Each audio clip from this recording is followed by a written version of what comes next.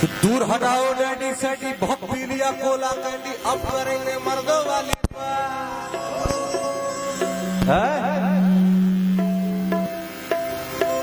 खूब पिएंगे beer share साथ में लेके सेक्सी डियर पार्टी चलेगी सारी रात। अरे यार ये लंदन का बात होता कहाँ शास्त्रीय संगीत की जाती हो भैया।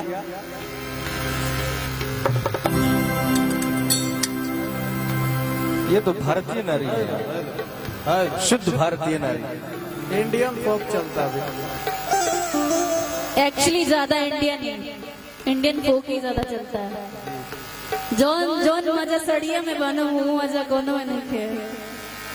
बात सही है ना, साड़ी में लड़कियां बहुत अच्छी लगती है ना। जौन मजा सड़िया में बताओ मजा घघरिया में नहीं थे। आए है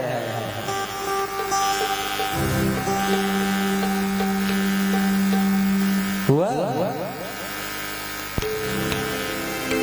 तब एक के बढ़ाइए के रखिया भाई। हेलो हेलो हेलो भैया हो कि दूर हटाओ डैडी सैडी बहुत पी लिया कोला कैंडी अब करेंगे मर्दों वाली बात। करेंगे बियर सियर साथ में लेके सेक्सी डियर पार्टी चलेगी सारी रात। लौंडिया लौंडिया लौंडिया लंदन से लाएंगे रात भर डीजे बजाएंगे। लौंडिया लंदन से लाएंगे रात भर डीजे बजाएंगे। दूर हटाओ करेंगे मर्दों वाली बात। पिएंगे बियर सियर साथ में लेके सेक्सी डियर पार्टी चलेगी सारी रात। लौंडिया लौंडिया लौंडिया लंदन से लाएंगे रात भर डीजे बजाएंगे। लौंडिया लंदन से लाएंगे रात भर डीजे बजाएंगे।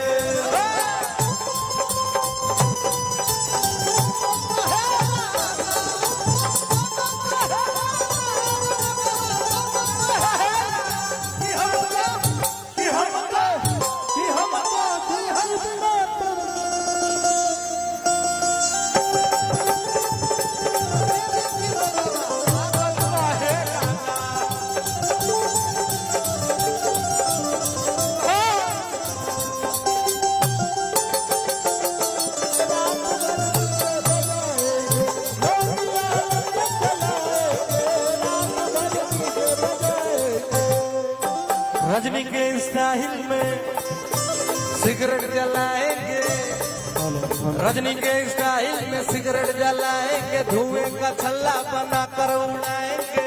लौंडिया लौंडिया लौंडिया लंदन से लाएंगे रात भर डीजे बजाएंगे।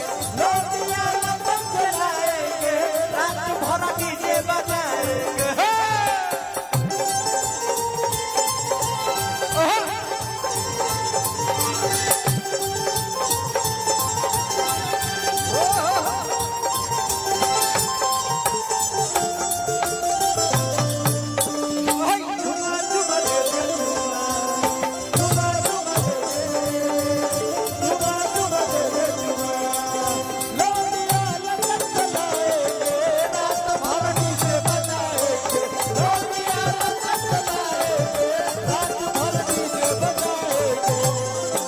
अंग्रेजी बेबी को देसी पिलाएंगे, भोजपुरिया गानों पे ठुमका लगाएंगे।